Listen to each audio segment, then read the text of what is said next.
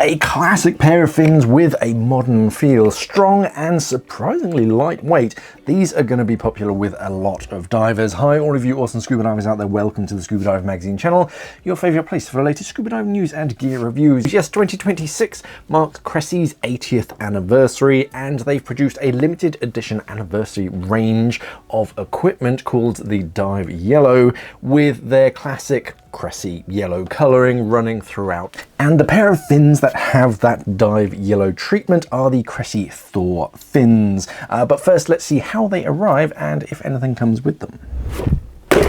This is how they arrive in an anniversary branded bag, which is pretty cool. We're seeing more and more fins come in this like semi-material fabric, like reusable bag, as opposed to just the standard plastic ones. And this one has some pretty cool like retro Cressi sub logo to it, Thor EVS, and the 80th edition or the 80th anniversary edition, I should say. Velcro at the top.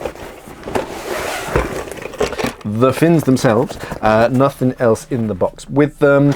They of course come with the fin straps, the pocket retainers. You can recycle them or you can keep them if you want. They're basically there just to help keep the shape of the foot pocket during storage and transport, so that they're not being like crushed in any one particular space. It just keeps the shape, and also on the tip of the fin to protect, because this is the softer section of the material. That's just there to help maintain that shape. You can keep them if you want. It depends how you're storing your fins. If they're going to be like kept in a bag or something with a whole bunch of other kit or anything like on top of them, then these help to maintain the shape. Otherwise, if they're just sort of hanging up or there's no like weight on top of it, I wouldn't worry too much. You can recycle them. There is a tag on one of the fins, just an information about the fins themselves and a bit of the history of Cressi. But yeah, let's take a close look at the fins themselves. Weighing in at around 1.8 kilograms for a pair of fins, size large. These samples that they sent me are a size large, and they are about 66 centimeters in length, excluding the straps. So just from the back of the heel to the very tip of the fin is about 66 centimeters. Starting at the heel, you have a really nice large thumb loop made from quite a hard, it's got a bit of bend to it, but it is kind of a hard rubber, and it's a little more clever when like the closer you look at it. It's not just a heel hook. When you pull on that thumb heel strap, the bottom edge actually angles inwards, so when you're pulling it over your heel, you can feel when it hits that notch on the back of your boots. Then when you let go, it just angles flat, so it's more comfortable on your heel and it's not digging in. 12mm bungees hold the fin on your boot, and they have that like repetitive stretch, and they just hold that strap in position. The bottom of the foot pocket extends quite a long way under your foot, which is nice. It means that you can use your whole foot to lever the blade instead of just half of it that you can find on some fins. Rails along the bottom and drainage holes right at the toes make it a lot easier to don and doff your fins without suction. Then we move straight onto the blade, because the Thor blade is mounted to the top of the foot pocket, unlike most fins that mount it a bit further down or somewhere in the middle, and that allows for a better angle of attack for efficiency while maintaining a mostly flat profile for when you're like shuffling around on the deck of a boat or packing it in a bag. Triangular vents just in front of your toes seems more of a cosmetic choice, and why would you put a pair of holes in a pair of fins? Surely the water's just going to flow straight through them. That's kind of the point. Right in front of the toe box, you do get a lot of drag. So you'll see this on quite a few fins. You'll actually have these venting fins that allow that water that does reduce efficiency to flow through the fins, but then further down where you want that efficiency or where you want that water to create efficiency, you've got a big paddle fin.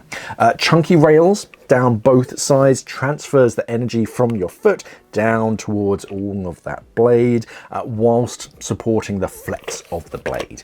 Kind of a like medium to hard stiffness, I'd say, for a recreational fin, which is good for where you want to wear them a lot, but you want a decent amount of power. Too stiff and then your legs get tired, too weak and you feel like you're not getting anywhere. The medium to hard is that good, like Goldilocks, as it were.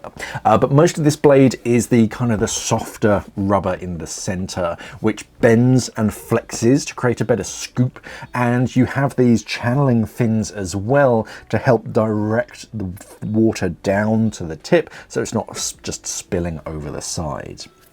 Better at a flutter kick, a standard like scuba diver kick, than at a frog kick.